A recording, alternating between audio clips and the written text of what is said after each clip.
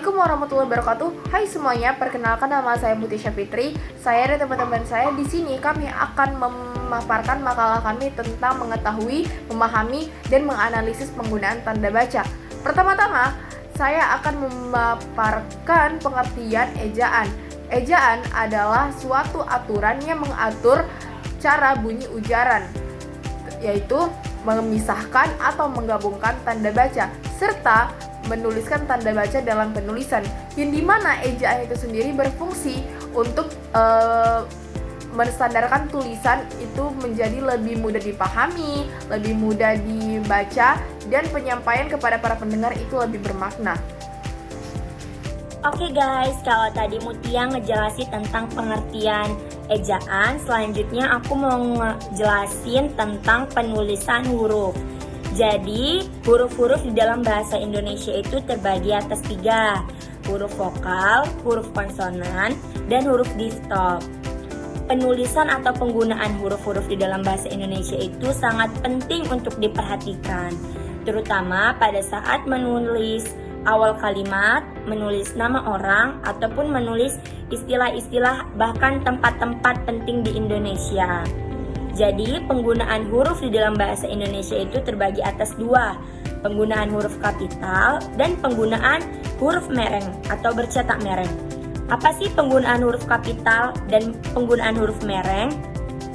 Untuk penggunaan huruf kapital itu ialah menggunakan huruf besar di awal kalimat, menggunakan huruf besar untuk menulis nama seseorang, dan menggunakan huruf besar untuk menulis tempat ataupun istilah. Walaupun bahkan tempat ataupun nama orang itu berada di tengah-tengah kata, di tengah-tengah kalimat, tetap harus kita gunakan huruf kapital ya guys.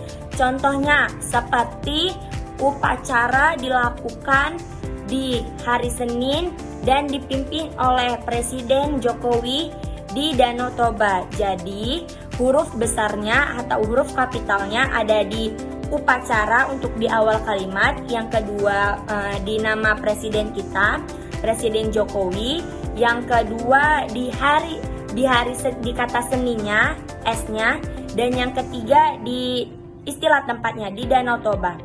Kalau untuk penggunaan huruf mereng atau bercetak mereng itu digunakan pada saat kita sedang menulis ataupun mengambil kutipan-kutipan dari buku, jurnal, ataupun novel.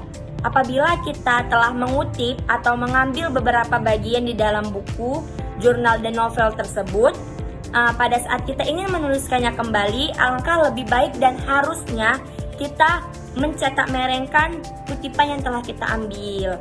Mungkin itu saja pengertian dari penggunaan huruf yang bisa saya sampaikan. Bye! Saya akan menjelaskan penggunaan tanda baca dan kesalahan umum ejaan. Tanda baca berfungsi memperjelas makna kalimat dan menghindari ambiguitas. Penggunaannya ialah yang pertama, titik. Fungsinya mengakhiri kalimat pertanyaan. Yang kedua, titik 2, sebelum daftar atau penjelasan. Yang ketiga, tanda petik untuk kutipan langsung. Yang keempat, tanda tanya mengakhiri kalimat tanya. Yang kelima, memisahkan unsur atau perincian kalimat. Yang keenam, tanda seru. Fungsinya menegaskan perintah atau seruan. Yang ketujuh, tanda kurung, menyisipkan keterangan tambahan. Yang kedua, saya akan menjelaskan kesalahan umum dalam ejaan. Yang pertama, huruf kapital sering diabaikan pada awal kalimat atau nama diri. Yang kedua, kata depan, di dan ke, sering salah ditulis serangkai. Yang ketiga, koma, sering diabaikan menyebabkan kalimat kabur. Yang keempat, kata ulang, sering ditulis tanpa tanda hubung. Nah, itu dia teman-teman. Oke, siap. Baiklah, saya Irfan Saputra Nasution. Saya akan menjelaskan di poin 2.3, yaitu mengenai kata dasar serta kata yang berimbuhan. Kata dasar ditulis beriringan dengan imbuhannya, yaitu penulisan kata dalam bahasa Indonesia yang tak sekedar satu cara, yaitu meliputi sekumpulan bentuk kata dasar, kata turunan, kata ulang, gabungan kata, dan juga kata depan. Adapun sebagai contohnya yaitu makan menjadi memakan, dan juga ajar berubah menjadi belajar. Lanjut ke poin B, yaitu kata yang diulang kembali. Kata yang diulang ditulis menggunakan tanda hubung. Contohnya itu seperti anak-anak, rumah-rumah, serta jalan-jalan, dan lain sebagainya.